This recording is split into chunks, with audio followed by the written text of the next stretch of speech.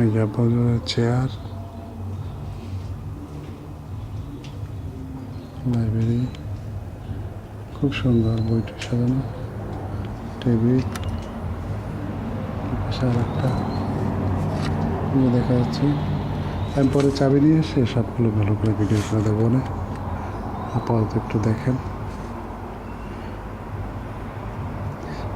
এখানে কয়েকটা হাদিস লেখা আছে, এখানে একটা, ওইখানে একটা, আর এইখানে একটা হাদিস লেখা আছে। ওখানে একটা ড্রয়িংস মনে হয় যে চন্দ্রার মনে হয়, আর এখানে একটা হাদিস। ওই হাদিসের বিষয়বস্তু হচ্ছে কি হিজরত সম্পর্কে, আর এইখানে হাদিসটা মনে হয় ওই অসৎ লোকের সংসর্গ ত্যাগ করার জন্য।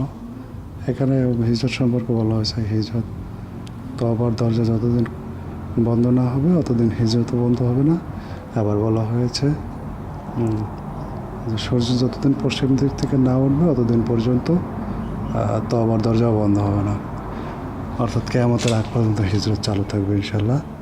এটা হাদিস। আর এখানে বলা হয়েছে, একটু পরে আমি ভিডিও করে দেখাবো না,